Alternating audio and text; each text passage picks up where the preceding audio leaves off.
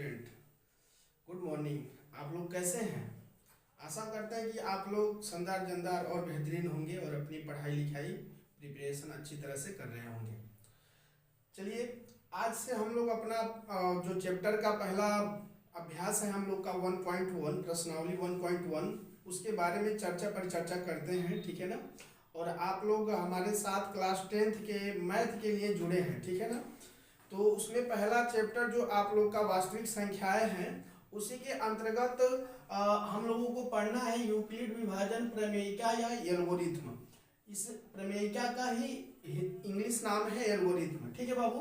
तो इसमें क्या होता है, सबसे पहले हम इसके बारे में जानना चाहते हैं, ठीक है ना। जाना जाएगा ताकि ये यूक्लिड विभाजन एल्गोरिथ्म होता क्या है। चलिए, तो इसके बारे में हम लोग जानना चाहते हैं कि क्या ये चीज होता है, ये मतलब इसकी उत्पत्ति कैसे हुई है। इसके बारे में अच्छे से हम लोग डिस्कशन करेंगे, इसके बारे में जानेंगे। देखिए, मैंने आप लोग के सामने पूरा लिखा हुआ है, ठीक है ना। इसमें लिखा है मैंने एल्गोरिथ्म सुपरिभाषित। सॉरी, यहाँ पे थोड़ा सा मिस्टेक हो गया है, हम सुधार कर देते हैं।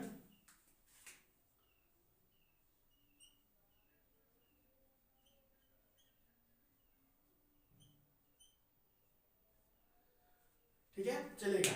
यहाँ पे लिखा है एल्गोरिथ्म सुपरिभाषित चरणों की एक श्रृंखला होती है जो एक विशेष प्रकार की समस्या को हल करने की एक प्रक्रिया या विधि प्रदान करती है।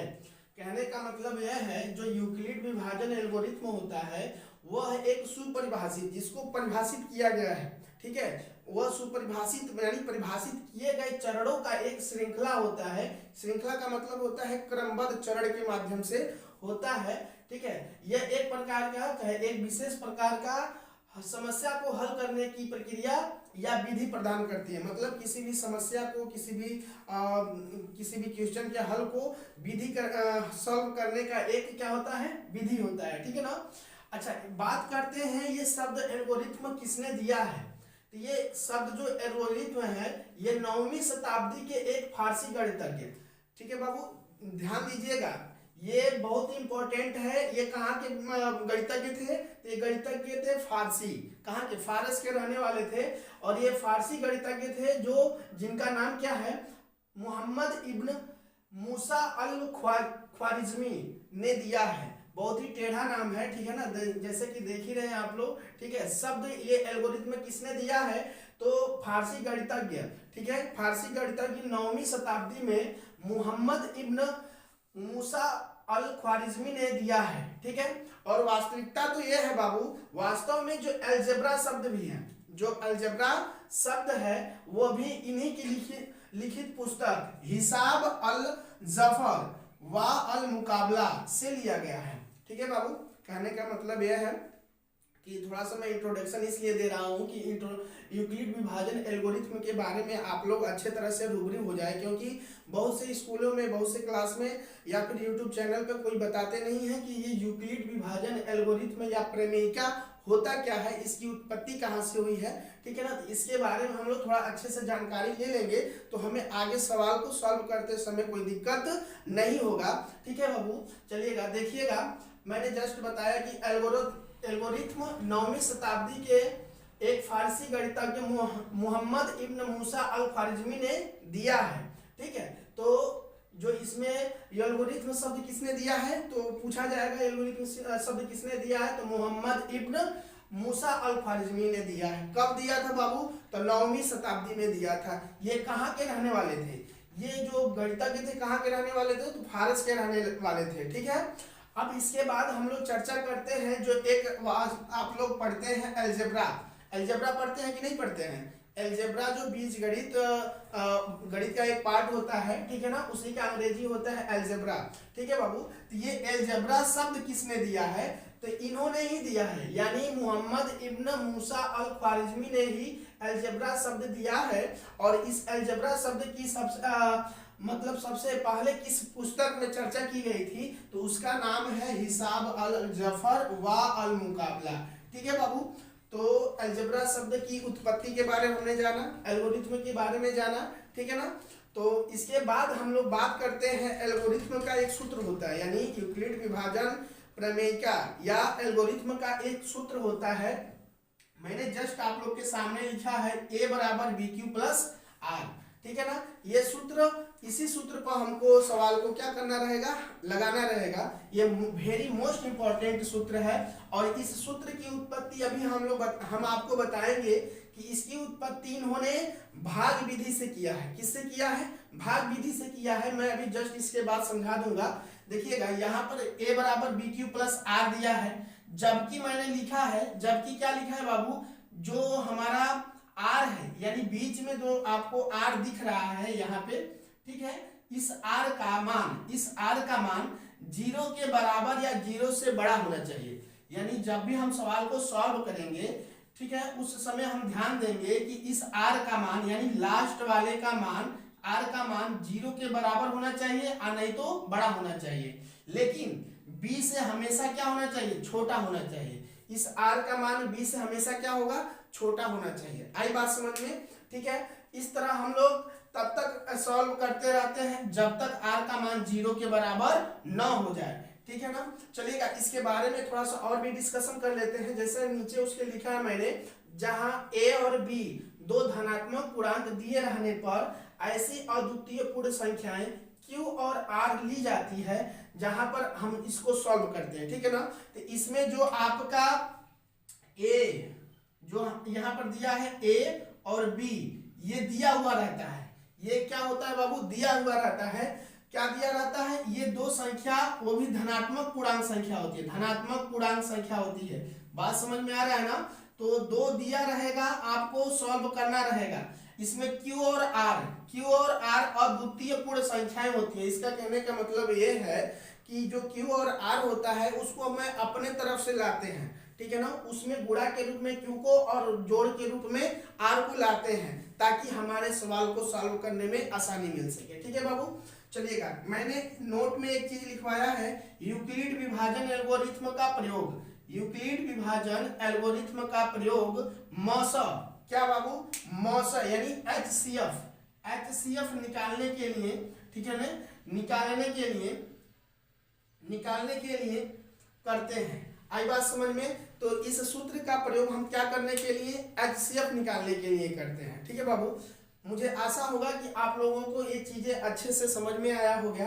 अब हम लोग बात करते हैं कि यह इस सूत्र की उत्पत्ति कैसे हुई है और इसका प्रयोग हम कैसे करेंगे, इस पे सवाल कैसे लगाएंगे, उसकी चर्चा करते हैं, ठीक है। ध्यान दीजिएगा, बहुत ही इंपॉर्टेंट है यहाँ पर a बराबर बी क्यू प्लस आर, ये बात ध्यान में रखिएगा, क्योंकि यूक्लिड विभाजन एल्गोरिथ्म लगाते समय इसका बहुत ही बड़ा रोल होता है, ठीक है। हम यहाँ पर q को b के गुणा के रूप में लिखते हैं और r को प्लस के रूप में लिखते हैं। अभी समझा देते हैं आप लोगों को, तो अच्छे से समझ में आ जाएगा, ठीक है ना।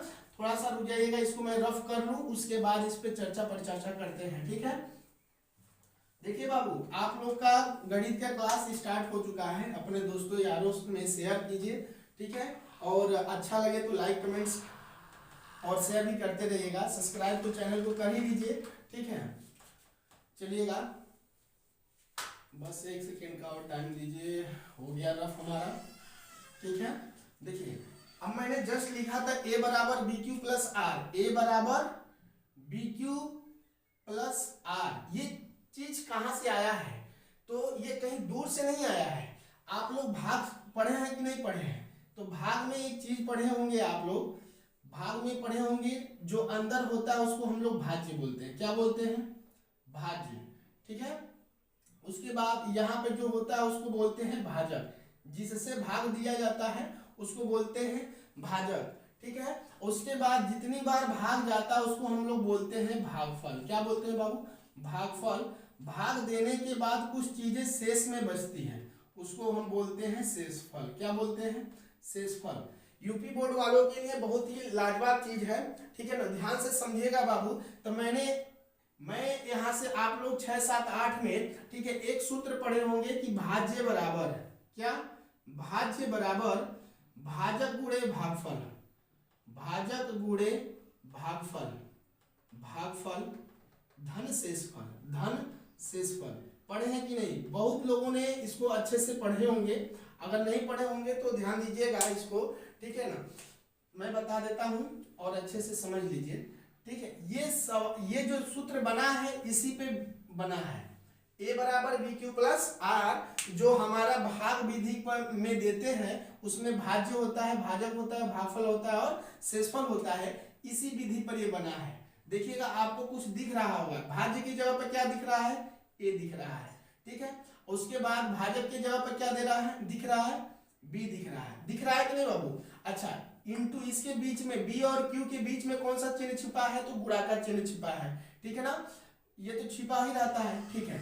अच्छा, भागफल की जगह पर कितना दिया है, क्यू दिया है, और शेषफल की जगह पर कितना दिया है, आर दिया है। समझ में आ रहा है कि नहीं बाबू? तो इस सूत्र की उत्पत्ति हमारा कहां से हुआ है, तो भाग विधि के जो हम लोग सूत्र बनाते हैं भाज्य बराबर भाजक गुणे भागफल धन शेषफल, उसी पर इसकी उत्पत्ति की गई है, ठीक है। अब बात आती है कि इसकी प्रयोग हम लोग कहाँ करते हैं, इसका प्रयोग कहाँ हम करेंगे, तो इसका प्रयोग हम लोग HCF यानी मौसल निकालने में करते हैं। क्या निकालने में, मौसल निकालने में करते हैं, ठीक है। तो बात करते हैं अब कैसे इसको सॉल्व किया जाएगा। तो जैसे देख लीजिए, मैं थोड़ा सा आप लोग को इसका प्रयोग भी सिखा देते हैं, ठीक है ना, तो आसानी हो जाएगी आप लोग को सवाल लगाने में, ठीक है बाबू।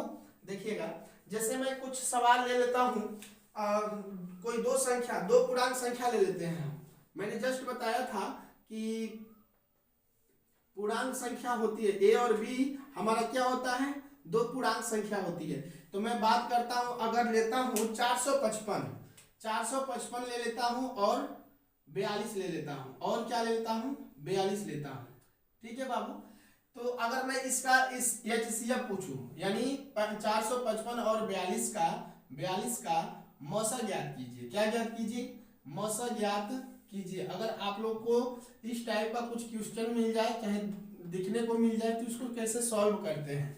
तो इसमें 455 और 42, ठीक है, का मौसा ज्ञात करना है। तो क्या हम लोग इसको आसानी से ज्ञात कर सकते हैं कि नहीं, तो बिल्कुल ज्ञात कर सकते हैं बाबू। किस सूत्र से, यूक्लिड विभाजन एल्गोरिथ्म से, ठीक है। वैसे जनरली तो सब कोई मौसा निकाल ही लेता है, लेकिन हमें यहाँ पे सीखना है यूक्लिड विभाजन एल्गोरिथ्म, यानी ए बराबर बी क्यू प्लस आर पर हम लोग कैसे सवाल को सॉल्व करते हैं, कैसे मौसा को ज्ञात करते हैं। ध्यान दीजिएगा, इसमें जो बड़ी होती है, सबसे बड़ी जो होती है उसको हम ए मानते हैं। ए बराबर 455, इन दोनों में सबसे बड़ी संख्या क्या है, 455। तो ए बराबर क्या हो गया, 455, ठीक है। और बी जो छोटा होता है, इन दोनों में जो छोटा होगा वो हमारा बी हो जाएगा। तो बी क्या हो जाएगा बाबू, 42 हो जाएगा। यहां तक बात समझ में आई, ठीक है। ध्यान से समझिएगा, जो चीजें ना समझ में आए उसको कमेंट बॉक्स में टाइप कर दीजिएगा, उसका हम लोग निदान कर देंगे, ठीक है बाबू। फिर से ध्यान दीजिएगा, मैंने क्या किया, ए के जगह पर 455 और बी के जगह पर 42 ले लिया, ठीक है। मैंने आप लोग को पहले ही एक बात बोला हूं कि यहाँ पर जो क्यू और आर ये अद्वितीय पूर्ण संख्या होती है। अद्वितीय पूर्ण संख्या का मतलब क्या है कि हमको अपने मन से लेना रहेगा, ठीक है ना। क्यू को गुणे के रूप में लेना होगा और आर को प्लस के रूप में लेना होगा। ये काम तब तक करते हैं, ये काम तब तक करते हैं जब तक इस आर का मान 0 ना हो जाए। अगर आर का मान 0 हो जाए, ठीक है, तो जो बी के स्थान पे मान आएगा वही हमारा HCF होता है, ठीक है बाबू। तो ध्यान से समझिएगा, इस बात को ध्यान से सुनिए और समझिए, ठीक है, क्योंकि बहुत ही इंपॉर्टेंट है। चलिएगा सवाल पे लगाते हैं, कैसे लगेगा ये, ठीक है। देखिएगा, ए बराबर मैंने क्या ले लिया, 455 ले लिया ना, ठीक है। बराबर मैंने कर दिया क्योंकि सूत्र में बराबर दिया है। तो ए के जगह पर 455 और बी के जगह पर 42। आई बात समझ में? मैंने दो काम कर दिया, ए के जगह पर 455 ले लिया और बी के जगह पर 42 ले लिया, क्योंकि दो पूर्णांक संख्या दिया रहेगा तभी हम उसका HCF निकाल पाएंगे, तभी हम सवाल को सॉल्व कर पाएंगे, ठीक है ना। अब ये बताइए, इस 442 में इस 42 में किस संख्या का हम गुणा करें, क्योंकि बी गुणे के रूप में, क्यू गुणे के रूप में है, क्यू जो है हमारा वो गुणे के रूप में है। तो हम किस संख्या के गुणा करें कि हम 455 के पास चले आएंगे। तो हम जानते हैं, अगर इसमें हम गुणा करते हैं 10 का, कितने का, 10 का, ठीक है, 10 का गुणा करते हैं तो हम कितने के पास चले आएंगे, 455 के पास। यानी उतना तो नहीं जाएंगे, लेकिन 420 होगा। गुणा करने पे कितना हो जाएगा बाबू, 42 और 10 का गुणा करिएगा तो कितना मिल जाएगा आपको, 420 मिल जाएगा। 420 मिल जाएगा ना। अब इस 420 में हमको कितना और जोड़ना होगा कि हम 455 के पास चले जाएंगे। तो इसमें अगर हम 35 जोड़ देंगे, कितना जोड़ देंगे, 35 जोड़ देंगे, तो कितना हो जाएगा आपका 455 हो जाएगा। बात समझ में आ रहा है। तो गुणा के रूप में हमने क्या ले लिया, 10 ले लिया, ठीक है। अब प्लस यहाँ पर 35 कर लिया। बात समझ में आया, ठीक है। ध्यान दीजिएगा फिर से, जब भी दो पूर्णांक संख्या दिया रहेगा तो उसमें जो सबसे बड़ी संख्या होगी उसको हम a बनाएंगे और जो छोटी संख्या होगी उसको हम b बनाएंगे। और यहाँ पर जो q और r है, तो q हमको b के गुणा के रूप में लेना है और r को प्लस के रूप में लेना है। इस बात को जहन में बैठा लीजिए, ध्यान दीजिएगा, ध्यान से समझिएगा, ठीक है ना। इसके इतना करने के बाद देखिए ये इक्वेशन क्या हो गया, यहाँ पर बराबर का चिन्ह दिख रहा है ना, तो इक्वेशन हमारा बराबर हो गया। क्यों हो गया, क्योंकि अगर 42 में 10 का गुणा करिएगा तो 420 हो जाएगा और उसमें हम 35 जोड़ेंगे तो 455 के बराबर हो जाएगा। क्लियर है बाबू, यहाँ तक आशा करते हैं कि आप लोग को अच्छे से समझ में आया होगा, ठीक है। अब काम क्या करते हैं, जो b के स्थान पे होता है नेक्स्ट चरण होता है, मैंने पहले ही बताया था कि एक सुपरिभाषित चरण होता है, ठीक है ना। तो चरण का मतलब एक सीक्वेंस में चलता है। यहाँ पर ध्यान दीजिएगा, जो यहाँ पर b बना रहेगा, ठीक है, b बना रहेगा, उसको हम अब क्या बना लेंगे, a बना लेंगे, यानी 42 को आगे कर लेंगे, 42 को आगे कर लेंगे, ठीक है। उसके बाद यहाँ पर 42 को आगे करने के बाद जो r के स्थान पे होगा उसको हम b बना लेंगे, उसको क्या बना लेंगे, b बना लेंगे। क्यों बनाएंगे, क्योंकि जब तक सवाल हमारा यानी r का मान 0 नहीं हो जाएगा तब तक ये प्रक्रिया करते रहेंगे। मैंने क्या किया, 42 को a बना लिया और r जो था उसको हम क्या बना लिया, 35 b बना लिया हूँ। अब इस 35 में किस संख्या का गुणा करें कि हम 42 के पास चले जाएं या 42 के बराबर हो जाए। तो अगर हम 35 में अगर 1 का गुणा करेंगे, ठीक है, तो 35 से कम 35। अब 35 में कितना कमी है तो ये जानने के लिए हमको क्या करना होगा, 42 में से 35 को घटा देंगे तो हमको 7 की कमी मिल जाएगी, यानी 7 लेना पड़ेगा। बात समझ में आया कि नहीं बाबू, फिर से समझिएगा ध्यान से, क्योंकि ये सुपरिभाषित एक चरण होता है और इसके माध्यम से हमको यह HCF निकालना रहता है, यानी मौसम निकालना रहता है बाबू। हमने काम क्या किया है, सबसे पहला काम किया है, जो दिया गया संख्या है दो, उसमें सबसे बड़ी संख्या को आगे ले लेते हैं, उसके बाद जो छोटा होता है उसको b बना लेते हैं, उसमें q और r के स्थान पे q को अपने मन से लेना रहता है, वो भी गुणा के रूप में। और गुणा करने पर हमको ऐसी संख्या ढूंढनी पड़ती है कि अगर हम गुणा करें 42 में तो 455 के पास में चले जाएं या फिर उसके बराबर हो जाएं। तो मैंने गुणा किया तो 420 बार गया था और उसमें 35 की कमी थी, 35 जोड़ दिया तो यह टोटली हमारा इक्वेशन बन गया। कोई दिक्कत। नेक्स्ट चरण है हमारा, जो भी दिया गया क्वेश्चन रहेगा उसका जो बी होगा, ठीक है ना, अगले चरण में जो बी होगा उसको हम क्या बना लेते हैं, ए बना लेते हैं। उसको क्या बना लेते हैं बाबू, ए बना लेते हैं, ठीक है। बराबर में जो हमारा आर के स्थान पे होता है उसको हम लोग क्या बना लेते हैं, बी बना लेते हैं। क्या बना लेते हैं, बी बना लेते हैं। और पुनः हमको Q और R अपने मन से लाना रहता है, Q और R अपने मन से लाना रहता है। तो Q हम क्या करेंगे, Q कहाँ से लाएंगे, तो गुणा के रूप में कौन सी ऐसी संख्या है कि हम 35 में गुणा करें कि 42 के पास चले जाए, नहीं तो 42 के बराबर हो जाए। अगर मैं 35 में 2 का गुणा करता तो 35 दूना 70 हो जाता, तो ये इससे ज्यादा हो जा रहा था। तो हमको ज्यादा नहीं जाना है, हमको या तो 42 के पास जाना है, नहीं तो 42 से कम होना है, ठीक है ना। तो 35 से कम 35, अगर 35 में हम 7 जोड़ेंगे तो 42 के बराबर हो जाएगा, ठीक है। आशा करते हैं कि आप लोग को अच्छे से समझ में आ रहा होगा, ठीक है बाबू। पुनः यही काम अगले नेक्स्ट चरण में करते हैं और ये चरण तब तक करते रहते हैं जब तक हमारा r का मान 0 नहीं हो जाएगा, तब तक करते रहेंगे, ठीक है। अब देखिए इन दोनों में जो b है जो b है इस चरण में, इसको हम 35 ले लेंगे आगे, क्योंकि अब इसको a बना लेंगे, क्योंकि हमारा r का मान अभी 0 नहीं हुआ है और r का मान 0 जब हो जाएगा तो जो b के स्थान पे आता है वही हमारा HCF होता है, ठीक है। अब देखिए 35 हमारा a बन गया और फिर से वही काम, जो r रहेगा उसको हम b बना लेंगे, ठीक है। अब इसमें सोचने वाली बात यह है कि इस q और r को अपने मन से लेना है, तो इस 7 में किस संख्या का गुणा करें कि 35 हो जाए, नहीं तो 35 से कम। तो 7 में अगर हम 5 का गुणा करेंगे तो 7 5 कितना हो जाएगा, 35 हो जाएगा। और शेषफल कितना बचेगा बाबू, 0। तो जस्ट यहाँ पे ध्यान दीजिएगा, यहाँ पे मैंने क्या किया है, यहाँ पर r का मान अब क्या हो गया, 0 हो गया। यहाँ पर r का मान क्या हो गया, 0 हो गया, ठीक है ना। यानी मैंने जस्ट बताया था कि जो सूत्र होता है a बराबर बी क्यू प्लस आर होता है, यहाँ पर देखिए इस r का मान क्या हो गया, 0 हो गया। तो हम कह सकते हैं जब r का मान क्या हो जाए, 0 हो जाए, तो जो b के स्थान पे आता है, जो b के स्थान पे आता है वही हमारा HCF होता है, वही हमारा मौसा होता है। ठीक है बाबू, आशा करते हैं कि आप लोग को अच्छे से समझ में आया होगा। यानी b के जगह पे कितना है, b के जगह पर हमारा 7 आ गया। क्यों, क्योंकि r का मान 0 हो गया। अब इसके बाद हम सॉल्व नहीं कर सकते, तो जो b के स्थान पे आता है वही हमारा क्या होता है, HCF होता है। यानी b बराबर 7, तो 7 ही हमारा क्या हो जाएगा, मौसा हो जाएगा। क्या हो जाएगा, मौसा हो जाएगा। आई बात समझ में।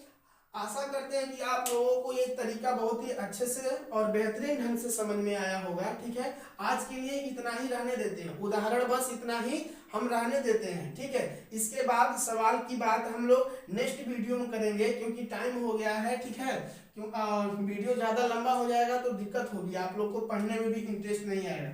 फिर से हम लोग कल इसके बारे में डिस्कशन करेंगे और सवाल लगाएंगे। आप लोग एक काम करिएगा, प्रश्नावली 1.1 का आप लोग सवाल लगाइएगा। अगर नहीं लगेगा तो कमेंट में आप लोग लिख दीजिएगा, तो उसको हम कल चर्चा पर चर्चा कर लेंगे। ठीक है, फिर भी कल हम लोग नेक्स्ट वीडियो में अपना वो सिलेबस के अकॉर्डिंग अपने क्वेश्चन को हम सॉल्व करेंगे। ठीक है, देखिए बाबू, फिर से एक बार इसको हम रिवीजन कर देते हैं। जैसे 455 और 42 का मौसा ज्ञात करना है, तो दी गई संख्याओं में जब मौसा ज्ञात करना रहता है वो भी किससे, यूक्लिड विभाजन प्रमेयिका या एल्गोरिथम से, तो क्या करते हैं, दी हुई संख्या में सबसे बड़ी संख्या को छांट लेते हैं, और जो बड़ी संख्या होती है उसको हम a बना लेते हैं, और b की जगह पर जो छोटा वाला संख्या होता है उसको ले लेते हैं। q और r अपने मन से लाना रहता है, q को गुणे के रूप में, b के गुणे के रूप में q को लाना रहता है, और r को उसके प्लस के रूप में लाना रहता है। और एक काम तब तक करते हैं जब तक इस r का मान 0 ना हो जाए। जब r का मान 0 हो जाएगा तो जो b के स्थान पे आएगा वही हमारा क्या हो जाएगा, मौसा हो जाएगा। ठीक है बाबू, तो 455 में हमने क्या किया है, 455 बराबर 42 लिया था, और q और r अपने मन से लेते हैं, तो q में किस संख्या का, यानी 42 में किस संख्या का गुणा करें कि हम 455 के पास चले जाएं, या तो उसके बराबर हो जाए, नहीं तो उससे कम हो जाए। तो देखो, अगर हम 11 का गुणा करेंगे तो वो ज्यादा हो जाएगा। ठीक है ना, तो इसलिए हम कितने का गुणा किया है, 10 का गुणा किया है। 10 का गुणा करेंगे तो कितना हो जाएगा, 442 गुणे 10 तो कितना हो जाएगा, 420, और 420 में अगर 35 जोड़ देंगे तो कितना मिलेगा हमें, 455 के बराबर हो जाएगा।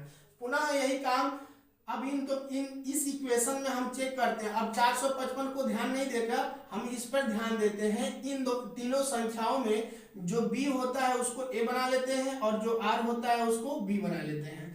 ठीक है, जब दो संख्या मिल जाएगी तो पुनः वही प्रक्रिया करते हैं। q के जगह पर हमको अपने मन से संख्या लाना रहता है, तो q के जगह पर क्या ला सकते हैं, तो 35 से कम 35, क्योंकि 35 में 2 का गुणा करेंगे तो 35 दूना 70, जो 42 से ज्यादा हो जाएगा, इसलिए 35 से कम 35 हो जाएगा। और 35 में कितना जोड़े कि 42 के बराबर हो जाए, तो 35 में अगर 7 जोड़ेंगे तो क्या हो जाएगा, 42 के बराबर हो जाएगा। ठीक है बाबू, अभी भी देख रहे हैं हम r का मान 0 नहीं हुआ है, तो इसलिए एक चरण और आगे बढ़ा जाएगा। वही चरण बढ़ेगा, जैसे मान लीजिए यहाँ पर 35 और 35 गुणे 1 गुणे धन 7 में देखते हैं कौन, a की जगह पर क्या है, b की जगह पर क्या है 35, इसको हम लोग क्या बना लेंगे, a बना लेंगे, यानी 35 को आगे कर लेंगे और 7 को b के स्थान पर लिख लेंगे। अब पुनः यही काम करते हैं, q और r अपने मन से लाना रहता है, तो यहाँ पर 7 में किस संख्या का गुणा करें 35 के बराबर हो जाए, नहीं तो 35 से कम। तो हम देखते हैं 7 में अगर 5 का गुणा करेंगे तो 7 5 35 हो जाएगा। ठीक है, उसके बाद उस 35 में हम 0 को जोड़ेंगे तो उसमें कोई मान में परिवर्तन नहीं होगा, तो यानी r के मान क्या क्या हो जाएगा, 0 हो जाएगा, q की जगह पर 5 हो जाएगा, और b की जगह पर 7 हो जाएगा। ठीक है ना, तो इस प्रकार b बराबर हमारा क्या हो जाएगा, 7, यही मौसा हो जाएगा, क्योंकि r का मान 0 हो गया। ठीक है ना, आशा करते हैं आप लोग को बहुत अच्छे से समझ में आया होगा। ठीक है ना, चलिएगा, अगर अच्छा लगे तो वीडियो को लाइक कीजिए, कमेंट कीजिए और शेयर कीजिए। ठीक है, दोस्तों में शेयर कीजिए ताकि उनको भी अच्छे से अच्छे जानकारी मिल सके, ठीक है ना। चलिए, जय हिंद, जय भारत।